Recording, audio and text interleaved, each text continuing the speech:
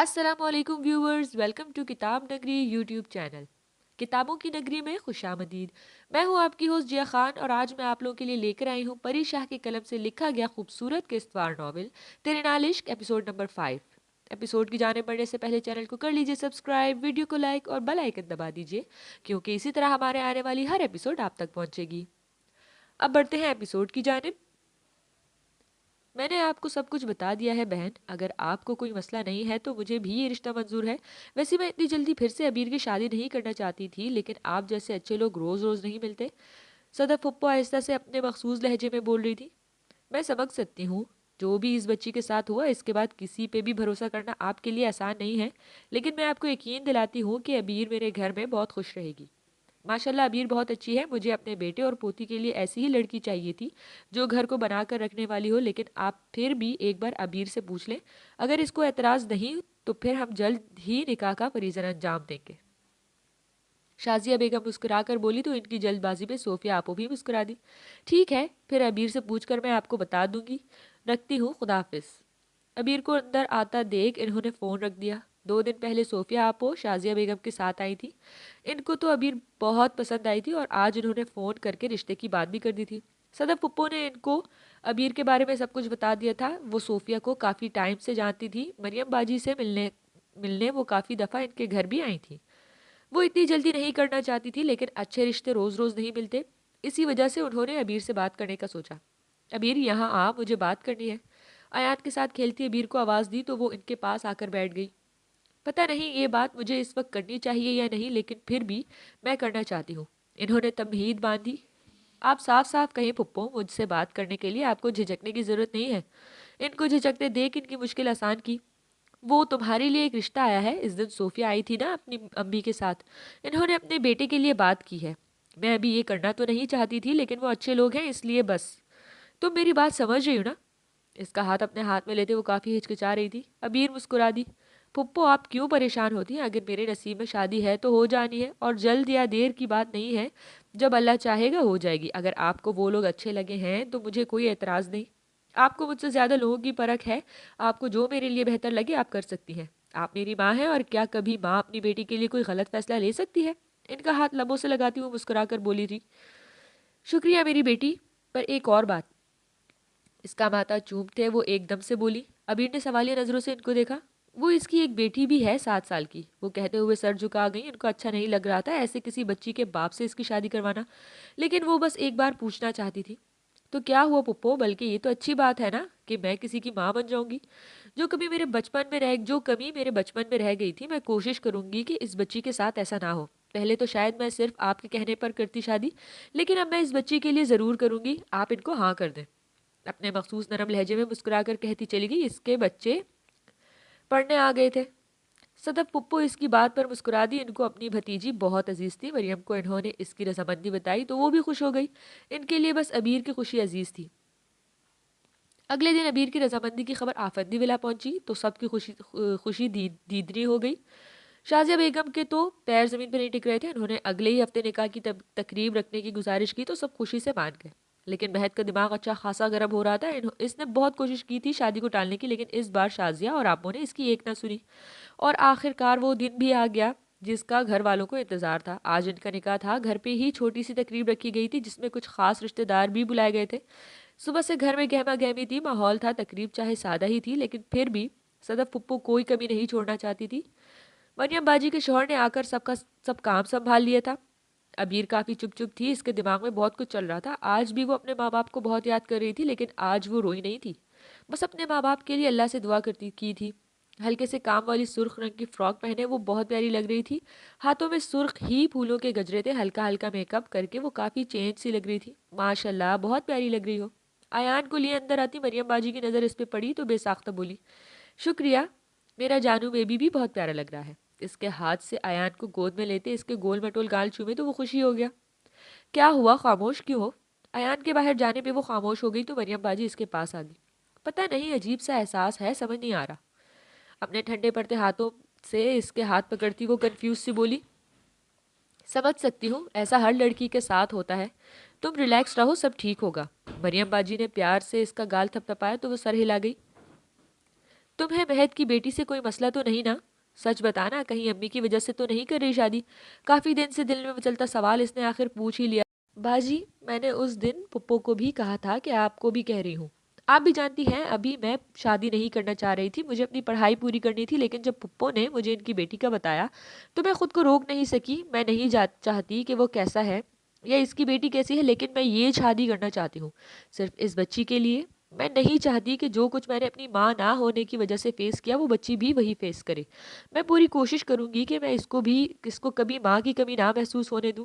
जैसे मेरा पहला रिश्ता था, इसके बाद दोबारा किसी की बीवी बनना मेरे लिए थोड़ा मुश्किल है, लेकिन मैं इस बच्ची की माँ बनना चाहती हूँ।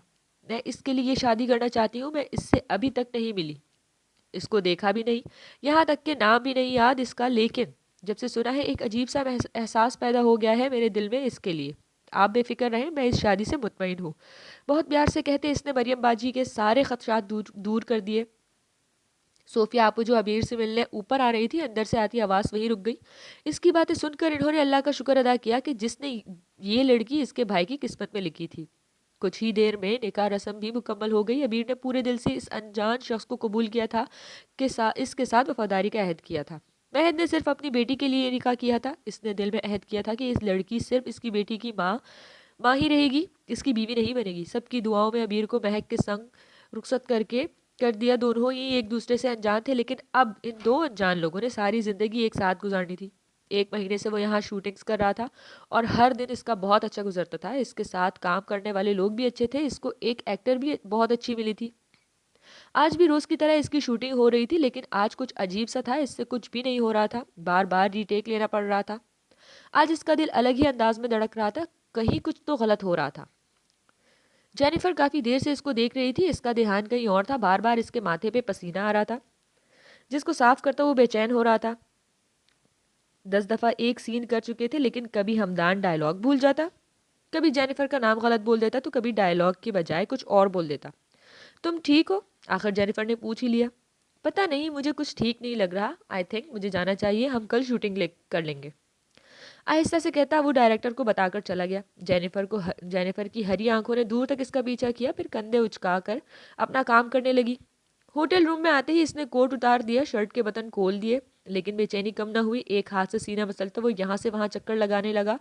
यूं महसूस हो रहा था जैसे सीने में किसी ने आग लगा दी हो, जैसे किसी तेज धारी आरी से इसका दिल काट कर 2 टुकड़े किया जा रहा हो। लंबे लंबे सांस लेता वो हद हद से ज्यादा बेसुकून था।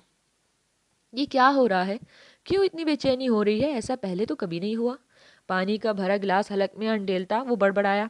किसी सूरत बेचैनी खत्म ना हुई तो बेड पे लेटा सोने की कोशिश करने लगा, लेकिन बेसूद। नींद का दूर दूर तक नामो निशान न था। इधर से करवट लेता तो वो थक गया, लेकिन नींद ना आई थी और ना ही आनी थी। दिल इतनी जोर जोर से धड़क रहा था कि अभी बाहर आ जाएगा। यूं महसूस हो रहा था जैसे दिल का कोई टुकड़ा इससे दूर जा रहा हो। इस वक्त वो इतना बेबस था कि इसकी आंखें नम हो गई। एकदम आंखों पे कोई बोझ सा गिरा था और इसकी आंखें खुद ही बंद हो गई। आंखों में शदीद जलन महसूस करते इसका दिल कर रहा था कि इतनी जोर जोर से धाड़े मारे कि अंदर की सारी बेचैनी बाहर आ जाए, लेकिन आंखों में जमा पानी बाहर ही नहीं निकल रही थी। ऐसा लग रहा था कोई गीला नम सा गोला हलक में फंस गया है। अचानक से इसे लगा जैसे कोई इसके पास बैठा है, इसके बालों में हाथ फेरता है, इसको सुकून पहुंचा रहा है। अपनी भारी होती आंखों को मुश्किल से खोलते इसने वो लम्स महसूस करना चाहा, लेकिन आंखों में जमा नमी में इसका धुंधला सा अक्स नजर आया तो इसको जैसे लगा अबीर अबीर है। तुम आ गई अबीर? आहिस्ता से इसके लब फड़फड़ाए। वो बगैर कुछ बोले इसके बालों में हाथ फेर रही थी। हमदान ने इसका हाथ पकड़कर अपने सीने पे रखा और ऐसा महसूस हुआ इसके अंदर लगी हुई आग ये जैसे किसी ने ठंडी पुआर डाल दी हो। आहिस्ता आहिस्ता इसकी आंखों के सामने अंधेरा छाने लगा। इसका जहन तारीकी में जा रहा था, लेकिन इसने अबीर का हाथ बहुत मजबूती से पकड़ा हुआ था, जैसे कभी नहीं छोड़ेगा। कहीं मत जाना तुम अबीर, कहीं मत जाना, मेरे पास रहना तुम।